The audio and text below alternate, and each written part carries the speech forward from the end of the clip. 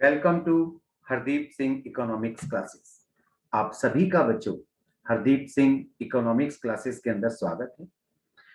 जैसा कि आप जानते ही हैं कि हम लोग 12th क्लास की मैक्रो इकोनॉमिक्स यानी कि समष्टि अर्थशास्त्र का अध्ययन कर रहे हैं और उसकी ऑलरेडी 5 क्लासेस राष्ट्रीय आय से संबंधित मैं ऑलरेडी अपने चैनल पर अपलोड कर चुका हूं, जिसे आप मेरे channel Hardeep Singh economics classes में जाकर देख सकते हैं। उसमें एक प्लेलिस्ट आपको मिलेगी समष्टि अर्थशास्त्र के नाम से, राष्ट्रीय आय के नाम से। आप उसको देख सकते हैं। आज हम 6 क्लास आरंभ करेंगे मैक्रो इकोनॉमिक्स की, राष्ट्रीय आय से संबंधित कॉन्सेप्ट। इससे पहले कि हम लोग आज की क्लास प्रारंभ करें, मैं आप लोगों को एक बात बताना चाहता हूं बेटी। अपने बहुत ही इंपॉर्टेंट बात है, वो ये है कि बच्चों, the most important investment the most important investment in this whole world is the investment is on your own education। आपकी खुद के ऊपर या आपकी खुद की शिक्षा के ऊपर जो आप निवेश करते हैं ना बच्चे, वो इस दुनिया का सबसे महत्वपूर्ण निवेश माना जाता है। अब बच्चा कई बार ये सोचता है सर निवेश मतलब पैसा लगाना पड़ेगा। नहीं बच्चे, सिर्फ पैसा की बात नहीं मैं कर रहा हूं। यहाँ पर निवेश से मतलब आपके जो समय है, आप अपने समय का निवेश कर सकते हैं। आज की डेट में बेटे समय जो है वो सबसे इंपॉर्टेंट और सबसे, आप कह सकते हैं, कीमती चीज माना गया है। तो जनरली बच्चा ऐसा सोचता है कि सर मेरे पास तो पैसा नहीं है तो मैं कहाँ से निवेश करूं। नहीं बेटे, निवेश का मतलब जान लीजिए। निवेश का मतलब बेसिकली पैसे के साथ साथ आपका खुद का समय है। आप अपना समय, बहुत सारा टाइम हम लोग यूट्यूब में उल्टी सीधी वीडियोस देखने में निकाल देते हैं। आपको अपनी एजुकेशन के ऊपर अपना टाइम देना है और धीरे धीरे आप देखेंगे कि आपकी जो लाइफ है, आपका जो जीवन है, वो बेहतर होता चला जाएगा। और मेरा एजुकेशन या शिक्षा के ऊपर निवेश से मतलब ये नहीं है कि आप सिर्फ अपनी स्टूडेंट लाइफ में ही शिक्षा के ऊपर अपना निवेश करेंगे, समय का और पैसे का। आप हमेशा, आप ध्यान दीजिए, आप हमेशा अपनी शिक्षा के ऊपर निवेश करते चले जाएंगे।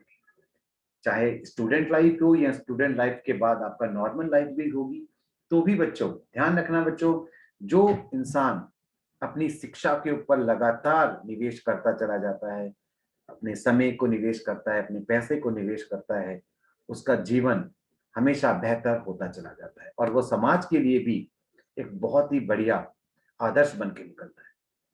तो इस बात का ध्यान रखिएगा कि आप अपनी शिक्षा को कभी रुकने नहीं देंगे, ना अपनी स्टूडेंट लाइफ में, ना स्टूडेंट लाइफ के बाद में। हमेशा अपनी शिक्षा को जीवन में चलाते रहेंगे। मेरी खुद की ये कोशिश रहती है कि मैं भी अपनी शिक्षा को इम्प्रूव करता चला जाऊं। चलिए, ये तो आज की बात हो गई। आज हम बात करेंगे, जैसे मैं आपको बता रहा था, हमारी 6 क्लास स्टार्ट होने वाली है। तो चलिए हम लोग अपनी राष्ट्रीय आय की 6 क्लास को आज हम स्टार्ट करते हैं, ठीक है। बेसिकली आज की क्लास के अंदर जो हम पढ़ेंगे बेटे, वो हमने लास्ट क्लास के अंदर राष्ट्रीय आय की परिभाषा पढ़ी थी, आपको याद होगा कि राष्ट्रीय आय किसे कहते हैं। राष्ट्रीय आय का क्या मैंने आपको लिखवाया था, अगर आप मेरी पिछली क्लास देखी होगी आप लोगों ने। राष्ट्रीय आय से अभिप्राय एक लेखा वर्ष के दौरान, एक लेखा वर्ष के दौरान देश के सभी सामान्य निवासियों के द्वारा अर्जित कारक आय से होता है। तो एक साल में एक देश के जितने भी सामान्य निवासी होते हैं, वो जो कारक आय अर्जित करते हैं, उसको अगर आप जोड़ देते हैं बच्चों, तो वो कहलाती है आपकी राष्ट्रीय आय। अब लेखा वर्ष तो मैंने पिछली क्लास में बता दिया था, कारक आय ही जोड़ी जाती है और कारक आय और हस्तांतरण आय भी मैंने पिछली क्लास में आपको क्लियर कर दिया था।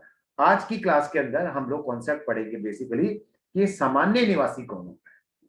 क्योंकि अगर कोई व्यक्ति हमारे देश का सामान्य निवासी है, तो ही उसकी आय को हम अपने देश की राष्ट्रीय आय में जोड़ेंगे। और अगर वो हमारे देश का सामान्य निवासी नहीं है, मतलब नॉर्मल रेजिडेंट कहते हैं बेटे हम लोग, वो नहीं है, तो हम उसको इंक्लूड नहीं करेंगे, ठीक है। तो चलिए देखते हैं कि सामान्य निवासी कौन होता है। एक देश का सामान्य निवासी कौन होता है या कौन कौन हो सकता है, ऐसे, ठीक है। चलिए स्टार्ट करते हैं।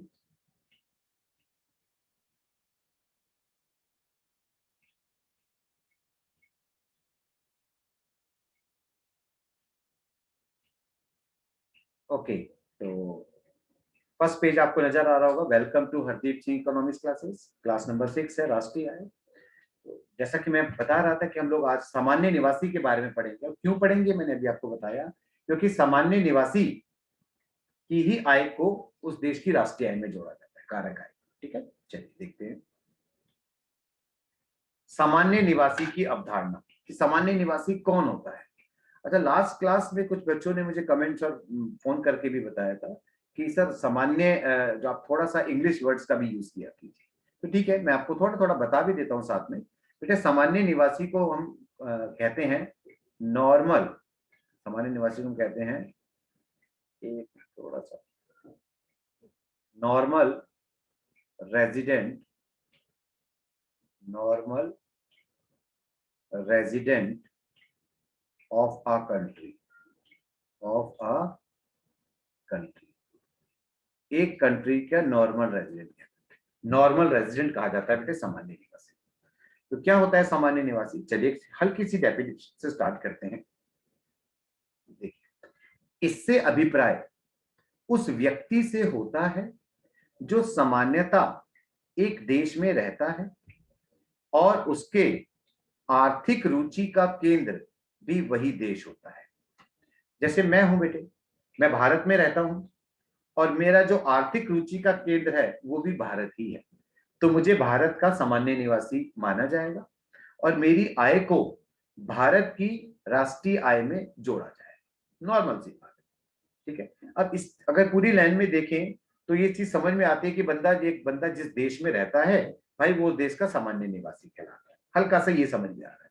लेकिन एक वर्ड है आर्थिक रुचि का केंद्र, यानी कि इकोनॉमिक इंटरेस्ट कहते हैं बेटे इसको, कि आर्थिक रुचि का केंद्र भी वही देश होता है, ये भी साथ में जोड़ रहा है। तो ये आर्थिक रुचि का केंद्र का क्या मतलब है, जरा इसको समझते हैं। इतना तो हमें समझ में आ गया कि एक व्यक्ति जो सामान्यता एक देश में रहता है और उसके आर्थिक रुचि का केंद्र भी वही देश होता है, तो उसको हम लोग सामान्य निवासी कहते हैं। ठीक है बेटे, अब आर्थिक रुचि के केंद्र में क्या आता है जरा देखते हैं। देखिए, आर्थिक रुचि से अभिप्राय तीन मुख्य गतिविधियों से होता है।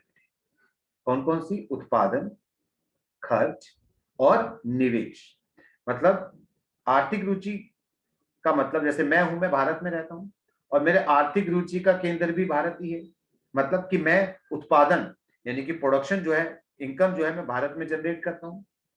खर्चा में जनरली मैं भारत में ही करता हूं सारा, और जो इन्वेस्टमेंट हम करते हैं वो भी जनरली मैं अपना इन्वेस्टमेंट करता हूं, तो वो जनरली मैं भारत में ही अपना निवेश करता हूं। तो ये जो तीन गतिविधियां हैं, कौन कौन सी बेटे? उत्पादन यानी कि आय, इनकम अर्न करना, खर्चा करना और निवेश करना। अगर ये कोई तीन काम एक पर्टिकुलर देश में कर रहा है लगातार, उस देश में रह रहा है और ये तीन काम कर रहा है, तो हम उसे कहते हैं वो इस देश का सामान्य निवासी। तो ध्यान रखना बेटे, आर्थिक रुचि से अभिप्राय तीन गतिविधियों से होता है, उत्पादन, खर्च और निवेश। क्लियर? चलो, ये तो हल्का सा एक वर्ड हो गया। अगर 1 मार्क्स में आएगा ना बेटे, तो अब यहां से लेके यहां तक आप डिफाइन कर सकते हैं कि भैया आपको 1 नंबर मिल जाएगा, डेफिनेशन आती है। ये आर्थिक रुचि का केंद्र तो अलग से लिखना, वो लिखने की जरूरत नहीं है अगर 1 नंबर में आता है। ठीक है, और भी कई बातें हैं असामान्य निवासी के बारे में, उसे देखिए जरा, ध्यान देना जरा आगे। अब यदि कोई व्यक्ति, ध्यान देना बड़ा इंपॉर्टेंट, ऊपर वाला तो नॉर्मल सी डेफिनेशन थी।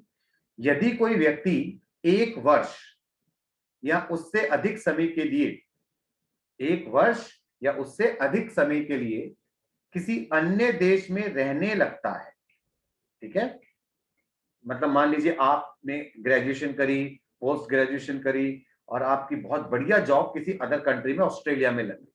ठीक है, तथा उसके आर्थिक रुचि का केंद्र भी वही देश हो जाता है, और आप ऑस्ट्रेलिया में, आपको 1 साल से ज्यादा हो गया रहते हुए, और आपके आर्थिक रुचि का केंद्र मतलब आप उत्पादन भी आप ऑस्ट्रेलिया में करते हैं, खर्च भी मेनली ऑस्ट्रेलिया में करते हैं, और जो निवेश कर रहे हैं आप, वो भी मान लीजिए ऑस्ट्रेलिया में आपने निवेश करना शुरू कर दिया है, तो उस व्यक्ति को उसी देश का सामान्य निवासी माना जाएगा और उसकी आय को उसी देश की राष्ट्रीय आय में जोड़ा जाएगा। यानी कि आपकी आय को अब ऑस्ट्रेलिया की राष्ट्रीय आय में जोड़ा जाएगा, क्योंकि अब आपको 1 साल से ज्यादा ऑस्ट्रेलिया में रहते हुए हो गया है और आपके आर्थिक रुचि का केंद्र भी ऑस्ट्रेलिया हो चुका है, तो आपकी आय को ऑस्ट्रेलिया की राष्ट्रीय आय में जोड़ा जाएगा। तो ध्यान रखना कि नॉर्मली तो सामान्य निवासी एक व्यक्ति तो रहता है, लेकिन कई बार बंदा जॉब करने के लिए दूसरे देश में भी चला जाता है और वो 1 साल से ज्यादा अगर वहां रहेगा तो आपको समझ में आता है कि किस कंडीशन में वो उस देश का सामान्य निवासी कहलाएगा जहां वो रह रहा है 1 साल से ज्यादा। इतनी बात समझ में आ रही है।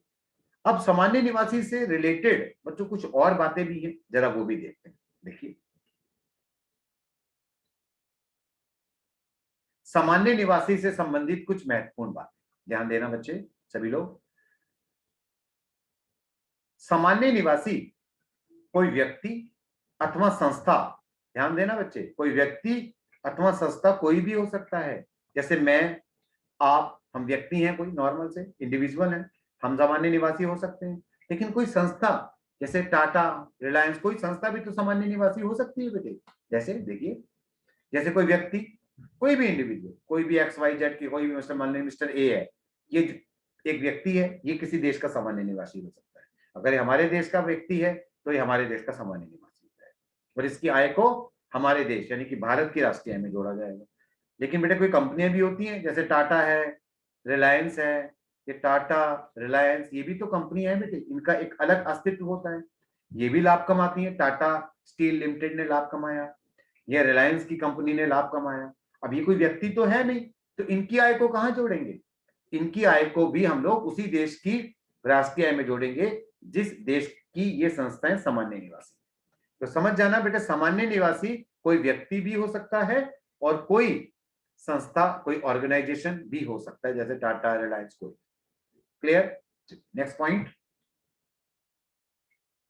बड़ा इंपॉर्टेंट पॉइंट जो है वहां पर बात कर रहा था, यहां पर देखना, यह आवश्यक नहीं होता कि एक देश का नागरिक, नागरिक मतलब सिटीजन, ठीक है, उसी देश का सामान्य निवासी भी हो।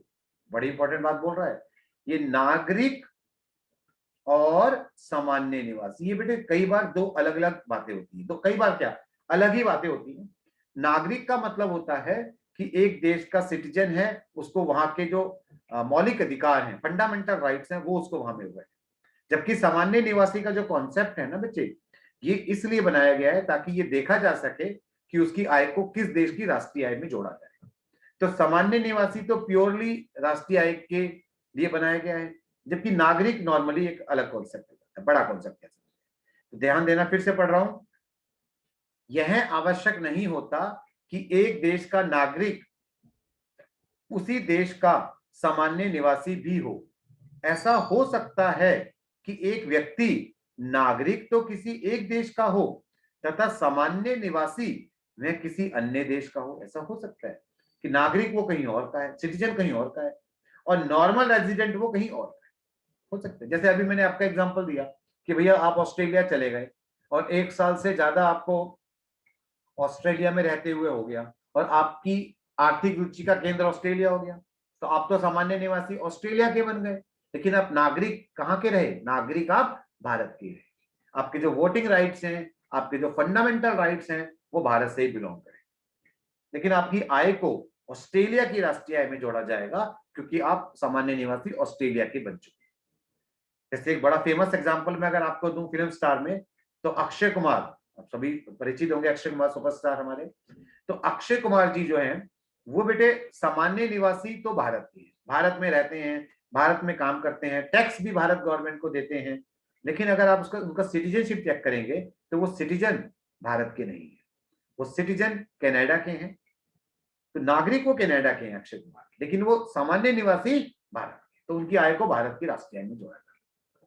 ठीक है, तो अगर मैं एग्जाम देखिए, उदाहरण के लिए भारत का व्यक्ति कार्य करने के लिए जापान जाता है, मान लीजिए कोई भारत का व्यक्ति जापान चला जाता है काम करने, ठीक है, जैसे मैं ऑस्ट्रेलिया का एग्जांपल आपको दे रहा था, उसे वहां कार्य करते हुए 1 वर्ष से अधिक हो जाते हैं, और उसकी रुचि का केंद्र, आर्थिक रुचि के केंद्र की बात हुई, ठीक है, उसके आर्थिक रुचि का केंद्र भी वही देश हो जाता है, तो उसे उसी देश अर्थात जापान का सामान्य निवासी माना जाएगा, जबकि वह नागरिक भारत का ही माना जाएगा। सबको समझ में आ गया? तो ध्यान रखना, नागरिक और सामान्य निवासी ये दो अलग अलग बातें हैं। सामान्यता होता क्या है, नागरिक ही सामान्य निवासी होता है। जैसे मैं हूं यार, मैं भारत का ही नागरिक हूं, मैं भारत का ही सामान्य निवासी हूं, तो मेरी आय को तो भारत में ही जोड़ा जाएगा, कोई दिक्कत नहीं। लेकिन जैसे मैंने अक्षय कुमार का एग्जांपल दिया, या आप ही भाई साहब बड़े अधिकारी बन गए, या बड़े आप बड़े अच्छी पोस्ट पे पहुंच गए, बाहर आपका हो गया, तो भैया आपको तो वहां का सामान्य निवासी माना जाएगा, नागरिक आप यहाँ के रहेंगे। हाँ, अगर आप वहां की सिटीजनशिप ले लेते हैं तो बात अलग हो जाती है, नागरिकता ले लेते हैं।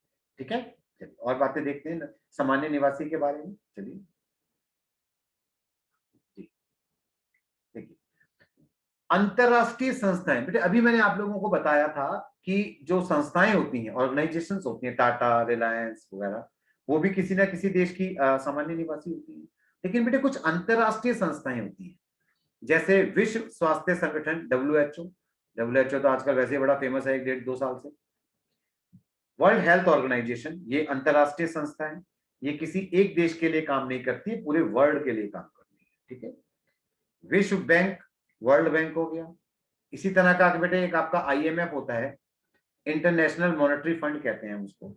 इसी तरह की जो अंतरराष्ट्रीय संगठन है आदि को किसी भी देश का सामान्य निवासी नहीं माना जाता। जबकि मैं पीछे कह रहा था कि जो संस्थाएं होती हैं वो भी किसी ना किसी देश की सामान्य निवासी होती है, लेकिन वो जो संस्थाएं हैं वो किसी पर्टिकुलर देश के साथ बिलोंग करनी चाहिए। लेकिन जैसे टाटा, रिलायंस हमारे देश के साथ बिलोंग करते हैं। ठीक है, ओप्पो, वीवो, ये चाइना के साथ बिलोंग करती हैं कंपनियां, तो ये चाइना की सामान्य निवासी होंगी, इनकी इनकम को चाइना की राष्ट्रीय आय में जोड़ा जाएगा, राइट।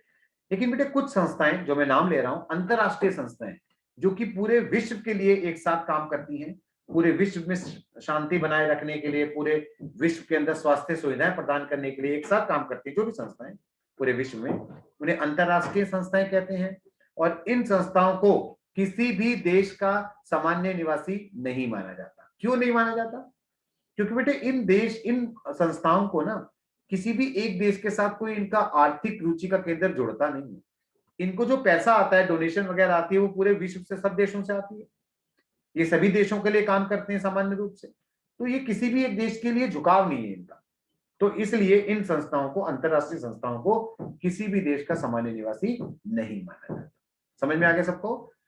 आगे देखिए, परंतु इन संस्थाओं में जो कर्मचारी कार्य करते हैं, काम तो कर रहे होंगे लोग, उन्हें उसी देश का सामान्य निवासी माना जाता है जिस देश से वे संबंधित होते हैं। मतलब मान लीजिए आप जापान में चले गए, वहां पर एक डब्ल्यूएचओ का ऑफिस है, आप वहां चले गए, जापान में जाके आपकी पोस्टिंग होगी डब्ल्यूएचओ के ऑफिस के अंदर, आपको भारत का ही सामान्य निवासी माना जाएगा। कब तक? जब तक आपका आर्थिक रुचि का केंद्र जापान नहीं हो जाता।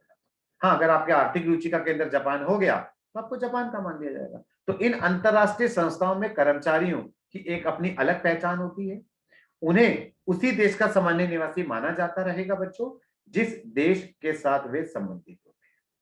क्लियर? चलिए, कोई आपके प्रश्न है, कोई डाउट्स है तो बेटे आप मुझे व्हाट्सएप भी कर सकते हैं, नीचे देखिए नंबर पे व्हाट्सएप करेंगे तो ज्यादा बेहतर रहेगा, और कमेंट्स भी कर सकते हैं। ठीक है, नेक्स्ट देखिए, बड़ा इंपॉर्टेंट पॉइंट है, देखिए, वे व्यक्ति जो कार्य करने के लिए सीमा पार करके दूसरे देश प्रतिदिन जाते हैं। वे व्यक्ति, कौन से व्यक्ति जाते हैं भाई? आप कहेंगे सर रोज कौन जाता है सीमा पार करके? जाते हैं भाई, जाते हैं। कौन जाते हैं? भारत और नेपाल की ही बात कर लो यार। भारत और नेपाल के बॉर्डर के आसपास रहने वाले लोग, जो आसपास डिस्ट्रिक्ट आते हैं, जिले आते हैं, जनरली ऐसा होता है कि वह नेपाल के लोग भारत आ जाते हैं, वीजा वगैरह तो लगता नहीं है, काम करने आते हैं, शाम को चले जाते हैं। या भारत के भी कुछ व्यापारी लोग या कुछ लोग काम करने के लिए नेपाल जाते हैं, शाम को आ जाते हैं व्यापार माल मूल बेच के। तो यानी कि जो वे व्यक्ति जो कार्य करने के लिए सीमा पार करके दूसरे देश प्रतिदिन जाते हैं, डेली का जाना जाना है उनका, उन्हें उस देश का सामान्य निवासी माना जाता है जिस देश में वह रहते हैं, ना कि कार्य करते हैं। ध्यान रखना, जहां वो रहते हैं। मान लीजिए कोई नेपाल का व्यक्ति भारत आता है, काम करता है, शाम को चला जाता है। काम करने तो भारत आ रहा है, पैसा तो भारत से कमा रहा है, लेकिन रहता कहाँ है वो? नेपाल। तो उसको नेपाल का ही सामान्य निवासी माना जाएगा, भारत का नहीं। उदाहरण के लिए, यदि कोई नेपाल का व्यक्ति कार्य करने के लिए भारत आता है और शाम को वापस नेपाल चला जाता है, तो उसे नेपाल का सामान्य निवासी माना जाएगा। तो समझ में आ गई पॉइंट? और एक पॉइंट है, लास्ट पॉइंट है इसका, ये सामान्य निवासी का, ध्यान से देखिएगा। देखिए, 3 लोग बेटे, ध्यान रखना, सरकारी अधिकारी, सरकारी अधिकारी मतलब अगर मैं इंग्लिश में लिखना चाहूं इसको, गवर्नमेंट ऑफिशियल्स, यानी कि सरकार के जो सदस्य होते हैं, गवर्नमेंट के ऑफिशियल्स होते हैं। कूटनीतिज्ञ, कूटनीतिज्ञ क्या होते हैं बेटे? डिप्लोमेट्स होते हैं बच्चों ये। ये डिप्लोमेट्स होते हैं जो पॉलिसी मेकिंग वगैरह करने के लिए सरकार की तरफ से अपॉइंट किए जाते हैं, पॉलिसियां वगैरह बनाते हैं, कूटनीतिज्ञ डिप्लोमेट्स कहते हैं बेटा। तथा तीसरा कौन सा बेटे, सशस्त्र, ये दो बार आ गया, सशस्त्र एक ही बार आता, सशस्त्र सेना के सदस्यों, यानी कि जो मेंबर्स होते हैं आर्मी के, आर्मी मेंबर्स, आर्मी मेंबर्स यानी कि सोल्जर्स वगैरह जो होते हैं, ये तीन लोग ध्यान देना बेटे। सरकारी अधिकारी, डिप्लोमेट्स भी एक तरह के सरकारी अधिकारी है, दूसरे देशों में भी जा सकते हैं, जाते हैं, गवर्नमेंट ऑफिशियल्स भी जा सकते हैं, और सेना के सदस्य, ये तीन लोग ध्यान रखना बेटे। ये तीन लोग को कभी भी किसी अन्य देश का सामान्य निवासी नहीं माना जाता। बड़ा इंपॉर्टेंट बात बोल रहा हूं कि मान लीजिए कोई सेना का सैनिक है हमारा, वो किसी दूसरे देश में चला जाता है और वहां सरकार के कहने पे चला जाता है, वहां पर काम करता है, सरकार के कहने पे वहां पर काम कर रहा है। अब वो कितने भी टाइम तक, चाहे वो गवर्नमेंट ऑफिशियल्स हो, कोई कूटनीतिज्ञ, डिप्लोमेट्स, या कोई सेना का सदस्य हो, ये तीन लोग कितने भी सालों तक दूसरे देश में रह लें, इन्हें दूसरे देश का सामान्य निवासी कभी भी नहीं माना जाएगा। अच्छे से ध्यान रख लेना बेटे इस बात का। समझ में आ गई बात सब लोगों को? जैसे फॉर एग्जांपल अमेरिका ने अपने सैनिक अफगानिस्तान में भेजे हुए थे, कई साल तक वो वहां पर काम किया उन्होंने, 1 साल से भी ज्यादा, तब भी उनको अमेरिका का ही सामान्य निवासी माना गया, अफगानिस्तान का नहीं माना गया। सबको समझ में आ गया बेटे? सबको क्लियर हो गया ये वाला? तो ये ध्यान रखना, ये सामान्य निवासी में कौन कौन से पॉइंट्स आ रहे हैं, ये बड़े इंपॉर्टेंट होते हैं जब हम क्वेश्चंस वगैरह आगे सॉल्व करते हैं। ठीक है, तो इसके अलावा भी कुछ और पॉइंट्स होते हैं, बेसिकली तो यही है जो आप लोगों को यूज होंगे, लेकिन जैसे मान लीजिए, मैंने जानबूझ के नहीं लिखे, इंपॉर्टेंट नहीं थे। जैसे मान लीजिए कोई विदेशी है बेटे, ठीक है, वो विदेशी यहाँ पर घूमने आ रहा है, घूमने के लिए आ रहा है कोई बंदा, कोई इलाज कराने के लिए आ रहा है, कोई आईपीएल में पार्टिसिपेट करने आए, जैसे अभी बहुत सारे खिलाड़ी आए थे आईपीएल के अंदर, तो इन कामों के लिए, घूमने के लिए, इलाज कराने के लिए, किसी स्पोर्ट्स इवेंट में पार्टिसिपेट करने के लिए, अगर इन कामों के लिए कोई व्यक्ति बाहर से आ रहा है तो उसे यहाँ का सामान्य निवासी नहीं माना जाएगा, जनरली 1 साल से कम ही रहता है। हाँ, एक चीज और ध्यान रखना, अगर कोई व्यक्ति या कोई बाहर का व्यक्ति पढ़ने के लिए आता है, इंपॉर्टेंट बात बोल रहा हूँ, पढ़ने के लिए आ रहा है, मान लीजिए कोई लेट एज्यूम कोई नेपाल का या किसी भी देश का व्यक्ति, मान लीजिए जापान का कोई स्टूडेंट ने दिल्ली यूनिवर्सिटी के अंदर एडमिशन ले लिया, तो 1 साल से ज्यादा होगा उसका, तो दिल्ली यूनिवर्सिटी में एडमिशन ले लिया जापान के किसी विद्यार्थी, तो उसने ग्रेजुएशन के लिए एडमिशन लिया, तो 3 साल के लिए एडमिशन लिया उसने, तो भी अगर 1 साल से भी ज्यादा उसको हो गया, तो भी उसको यहाँ का सामान्य निवासी नहीं माना जाएगा, क्योंकि वो यहाँ पर अर्निंग के लिए नहीं आया, यानी उसके आर्थिक रुचि का केंद्र यहाँ पर नहीं माना जाएगा। मान लीजिए वो ट्यूशन व्यूशन दे के पैसे कमाने भी लगता है ना यहाँ पर, तो भी उसको यहाँ का सामान्य निवासी नहीं माना जाएगा, क्योंकि उसका जो मेन पर्पस था वो स्टडी के लिए आया था, इसलिए वो यहाँ का सामान्य निवासी नहीं माना जाएगा। तो ध्यान रखना, सामान्य निवासी का कॉन्सेप्ट बहुत इंपॉर्टेंट था, जैसा कि मैंने आपको बताया। हाँ जी, तो सामान्य निवासी हमने क्यों पढ़ा बेटे? सामान्य निवासी हमने इसलिए पढ़ा क्योंकि अगर हमें किसी देश की राष्ट्रीय आय को निकालना है तो हमें एक तो कारक आय जोड़नी होती है, लेकिन शर्त ये होती है कि कारक आय सिर्फ सामान्य निवासी की ही जोड़ी जाएगी, किसी अन्य व्यक्ति, यानी कि अगर हमारे देश का वो सामान्य निवासी नहीं है तो उसको हम अपने देश की राष्ट्रीय आय में उसको, उस व्यक्ति की आय को नहीं जोड़ेंगे। अब कौन सामान्य निवासी हो सकता है और कौन नहीं हो सकता है, ये आपने देखा, सबको समझ में आ गया, क्लियर होगी बात? तो आज की क्लास में हम सामान्य निवासी को हमने समझा। नेक्स्ट क्लास के अंदर हम लोग एक कॉन्सेप्ट स्टार्ट करेंगे और उसका नाम है घरेलू आय। राष्ट्रीय आय मतलब नेशनल इनकम, घरेलू आय मतलब अपनी डोमेस्टिक इनकम क्या होती है, और डोमेस्टिक इनकम में एक वर्ड आता है, हमारा कॉन्सेप्ट आता है, वह डोमेस्टिक टेरिटरी, जिसे हम घरेलू सीमा कहते हैं। जैसे सामान्य निवासी ना, ऐसे घरेलू सीमा होती है, तो घरेलू आय और घरेलू सीमा की अवधारणा को हम लोग अपनी नेक्स्ट क्लास के अंदर समझेंगे। ठीक है, क्लास में जानबूझ के छोटा ही रख रहा हूँ ताकि आपको चीजें समझ में आने लगे। ठीक है, चलिए आज हम इतना ही करते हैं बेटे। क्लासेस को लगातार देखने के लिए आप Hardeep Singh economics classes channel को आप जरूर सब्सक्राइब कीजिए। ठीक है, लेकिन फिर से जाते जाते एक मैं बात बताना चाहूंगा कि शिक्षा जो मैंने प्रारंभ करी थी बात आज की क्लास कि शिक्षा पे ही अपना निवेश सबसे ज्यादा रखेंगे आप लोग, तो शिक्षा को ही आप सबसे इम्पोर्टेंट देंगे। ठीक है, चलिए बाय।